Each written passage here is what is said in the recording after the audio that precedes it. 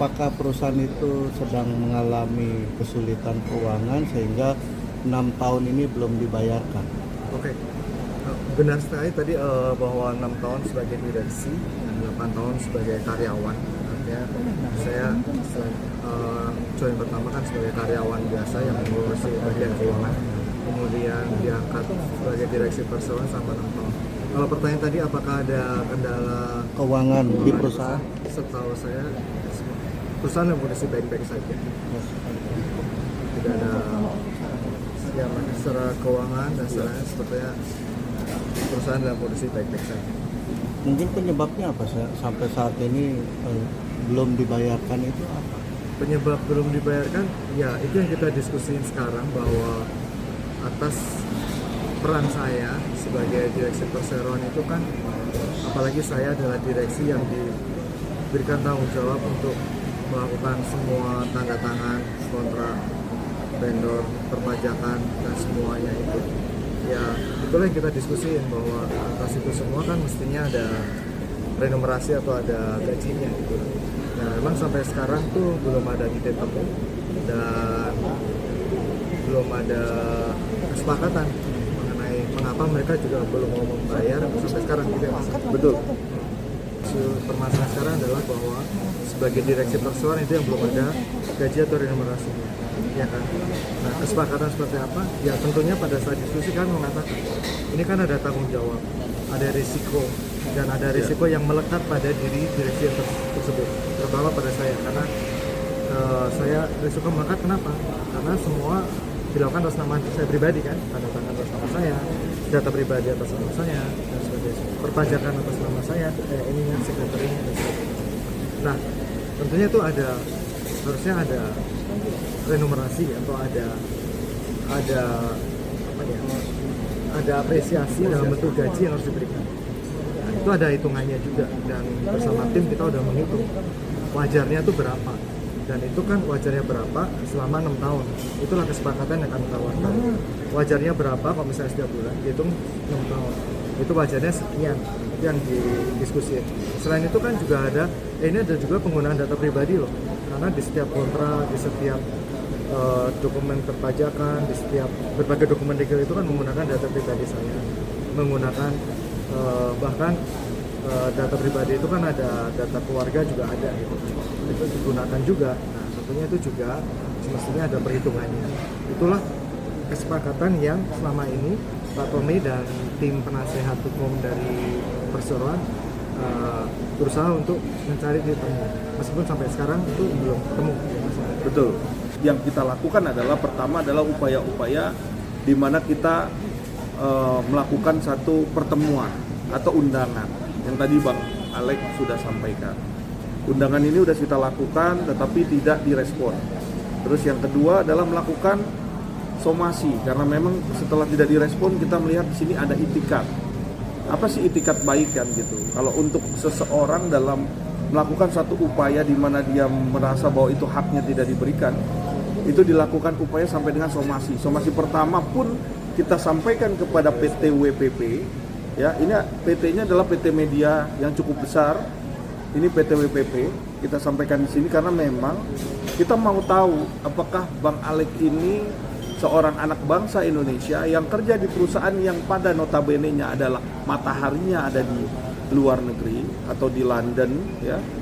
Apakah sekarang dalam posisi Bang Alex ini udah meminta satu keadilan ini adalah hal yang wajar. Kita disclaimer lah dengan rekan-rekan media, dengan semua, agar kita tahu bahwa positioningnya Bang Alex ini sudah tepat atau belum tepat.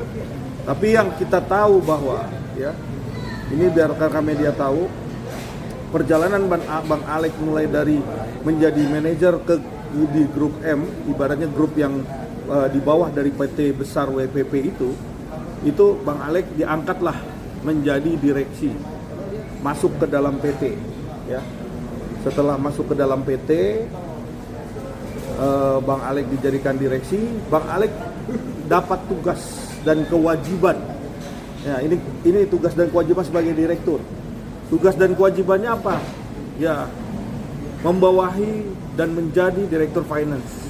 Artinya mengurusi semua tagihan, terus semua pembayaran dan pajak yang berbau tentang keuangan. Artinya apa? Di sini sangat kental sekali dengan privacy. Artinya uang kan, ini menyangkut uang kan. Ini harap diketahui, uang pesangon. Uang pesangonnya nilainya bla bla bla bla, ya. Terus yang kedua adalah uang sukarela. Jadi mereka menawarkan ada 2 poin, satu pesangon yang Iya. yang nilainya kita juga nggak tahu dasarnya dari mana. Nah, Dan itu dasarnya- pesangon atas apa? Atas Betul. karyawan atau atas direksi? Betul. nggak tahu. Terus yang poin keduanya adalah kompensasi sukarela. Ya, Mas, ya? Betul. Kompensasi. Jadi ini unik nih. Kita kan menuntut segala sesuatu yang kita minta nilainya kok malah disampaikannya itu uang sukarela, uang sangon. Jadi tambah bertanya-tanya, ini itikat baik atau bukan? Nah, rekan-rekan media di sini bisa bisa memahami apa yang disampaikan tadi saya. Apakah ini suatu itikat? Kalau itikat itu kan berdasarkan satu hal yang sesuai dengan porsinya. Artinya porsinya A, ya porsinya B, terus baru bisa dinegosiasi. Itu namanya itikat baik. Maka itu dengan sangat menyesal kita, Bang Alex juga sebenarnya sudah melakukan satu upaya. Saya juga sudah melakukan pendekatan juga secara persuasif, secara komunikatif, dan kita juga saling bertegur sapa dengan pengacaranya. Tetapi memang saya lihat di sini adalah kebijakan daripada PT WPP yang sebenarnya PT WPP itu PT apa sih? Kok bisa seperti ini? Nah kan, ini kan ada seseorang yang seperti ini. Kita akan naikin. Ini anak bangsa, orang Indonesia yang bekerja di perusahaan di mana mataharinya adalah matahari luar negeri, di luar, di London, Inggris. Jadi saya mau jelaskan di sini, kita melihat dan menduga ya, adanya dugaan pelanggaran hak organ, perseroan dan praktek ketenagakerjaan yang tidak adil. Kata-kata tidak adil ini kita masukkan ke tidak adil karena Bang Alex merasa tidak terima, tidak adil dengan perlakuan dari PT maupun PT yang sekarang dia bekerja atau PT WPP. Dikeluarkan secara paksa, dikeluarkan secara sepihak, atau ya ini pesangon ini apa sebenarnya gitu loh. Kalau pesangon ini kan orang yang sudah ditawarkan untuk berhenti bekerja atau mengundurkan diri secara sepihak antara Bang Alex ataukah perusahaan yang minta. Kalau perusahaan yang meminta tentunya harus ada alasan kuat tentang kinerja bekerjanya. Itu pertama. Kenapa harus ada yang namanya pesangon? Itu yang pertanyaan. Maka dari itu kalau di undang-undang baru yang saya pahami bahwa segala sesuatu penyelesaian itu dengan itikat baik itu harus berlandaskan semua sesuai dengan garis permasalahan. Jadi kalau masalahnya di A ya A, tapi kalau keluar dari jalur maka itu bukan itikat namanya. Kalau kita lihat ya di sini kan harus sesuai dengan liner daripada permasalahan. Kalau liner permasalahannya adalah menuntut remunerasi terhadap apa yang menjadi hak, malah dikasihnya adalah tadi uang sukarela dan pesangon, itu sangat tidak jauh dari panggang. Ibaratnya beda permasalahan, beda yang ditawarkan. Jadi ini bukan sebagai penyelesaian dan ini saya rasa ini bukan etikat baik. Karena tadi saya juga sampaikan juga kepada pihak tertentu tentunya itu ada beberapa hal yang harus diselesaikan, bereskan mengenai sistemnya. PT juga saya juga sudah sampaikan. Karena kita tahu bahwa kita ini negara hukum, kita bertindak tunduk kepada hukum yang berlaku di Indonesia. Jadi harus ada aturan. Kita juga nggak mau menyalahkan dari PT WPP juga. Kalau PT WPP benar ya sudah.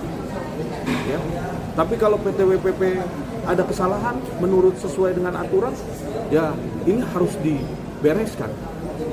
Apa mau negara Indonesia ini dengan keadaan orang-orang tenaga kerjaan dan orang yang sudah punya kompetensi, orang yang punya ahli, skill ya, yang sudah bertahun-tahun dia bersekolah dan dia sudah diuji segala pendidikan dan semuanya, terus dia bekerja sementara seperti ini tidak diberikan haknya. Apa mau seorang Indonesia lagi yang nanti akan mengalami Bang Alek kedua, ketiga, keempat? Nah, ini tentunya pemerintah harus turun tangan, harus juga terjun bagaimana prosesi daripada perusahaan ini bisa berjalan. Apakah ini menurut kita ya, apakah ini satu korporasi yang pembiaran terhadap seorang pekerja yang tidak digaji, artinya tetap disuruh melakukan satu tindakan ataupun suatu pekerjaan? Apakah ini menguntungkan suatu perusahaan secara pihak? Ataukah bagian dari pembiaran ini adalah bentuk daripada diskriminasi terhadap pekerja? Nah, ini yang harus kita buka. Rekan-rekan media, tolong kawal, kita sama-sama mengawal, kita sama-sama mengguidance. Kalau memang ada sesuatu hal yang kurang atau bagaimana, kita sama-sama mengkoreksi. Karena pada prinsipnya adalah bagaimana Bang Alek ini seorang pekerja yang notabene-nya adalah berusaha secara profesional dan sampai hari ini juga masih bekerja. Dan kemarin sama sekarang ini udah jalan 1,5 bulan diskorsing oleh perusahaan PT WPP ini, diskorsing. Nah, kita pahami dulu nih kata diskorsing. Diskorsing ini kan ada, kalau kita baca di undang-undang ya ketenaga kerjaan, tentunya bisa rekan-rekan media bisa paham bahwa skorsing itu poinnya apa aja. Dan punishment seseorang diskorsing itu harus ada. Dan ini harus jelas juga. Makanya kenapa kita pada waktu diskorsing kita kasih surat.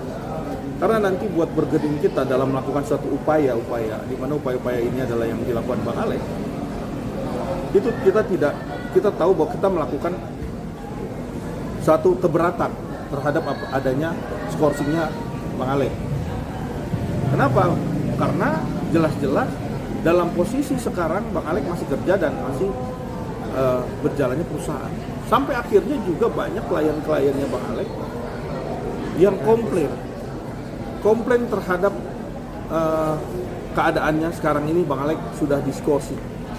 Ada banyak tagihan-tagihan yang macet, tagihan-tagihan yang masih menanyakan. Jadi itu yang terjadi. Nah, karena memang ini pengendalinya ada orang yang paling tinggi di WPP, itulah yang melakukan satu punishment itu tadi. Ya. Tapi ini adalah punishment yang dibuat setia. Dan juga ada kemarin saya menerima juga informasi Bang Alek bahwa Bang Alek katanya diberhentikan, sudah tidak bekerja lagi. No longer in the company. So in company. Ini sedikit menambahin Mas Tommy bahwa sekarang dalam posisi skorsing semua yang itu ya seperti tadi dijelaskan Mas Tommy setia, dan kita juga udah kirim surat tentang skorsing dan semua peralatan saya udah diminta kan, laptop dan sebagainya itu udah dibalikin. Nah, kemarin ada email dari ke eksternal yang mengatakan bahwa dari seseorang yang dengan jabatan yang cukup tinggi di perusahaan yang mengatakan bahwa tolong dalam email komunikasi Alek tidak dilibatkan lagi karena dia sudah tidak bekerja di perusahaan ini lagi. Nah, itu sesuatu yang menurut kami apa ini? Ya kan? Kita belum pernah cerai, istilahnya cerai. Saya belum pernah mundur, saya belum diberhentikan juga. Kalau memang ada rencana memberhentikan pun juga kita belum deal seperti apa. Mas Tommy yang selalu membantu saya itu. Tiba-tiba kita terima informasi, kamu dibilang sudah nggak ada di perusahaan lagi.